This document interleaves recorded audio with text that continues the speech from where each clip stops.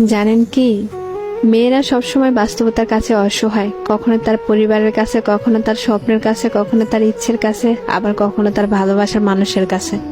জানেন কি, একটা মেয়ে তার জীবনের প্রত্যেকটা সময় অন্যের জন্য বেঁচে থাকে। জন্মের পর বাবা মার জন্য, বিয়ের পর স্বামীর জন্য, সন্তান হবার পর সন্তানের জন্য। তাদের জীবনে কোনো চাওয়া পাওয়া থাকে না, যেটা থাকে সেটা হলো সবাইকে নিয়ে বেঁচে থাকার স্বপ্ন। মেয়েরা পারে না তাদের ইচ্ছা মতো চলতে, পারে না কাউকে ভালোবেসে সুখে থাকতে, পারে না তার ছোট ছোট স্বপ্নগুলো পূরণ করতে। যদি বাবা মার কথা মতো চলে তাহলে সে খুব ভালো মেয়ে, আর যদি বাবা মার কথা অবাধ্য করে চলে তাহলে সে খুব খারাপ মেয়ে। ভালোবাসার মানুষটির হাত ধরে সে চলে গেলে ভালোবাসার মানুষটির কাছে সে খুব প্রিয়, অথচ তার কাছে না গিয়ে যদি পরিবারের কথা মতো চলে তাহলে সে স্বার্থপর, বেঈমান। শুধুমাত্র একটা মেয়েই জানে এই সমাজে চলতে হলে কত বাস্তবতার সাথে যুদ্ধ করতে হয়। মেয়ে মানে কিছু করার আগে হাজারবার চিন্তা করে করতে হবে এই সমাজ কি বলবে।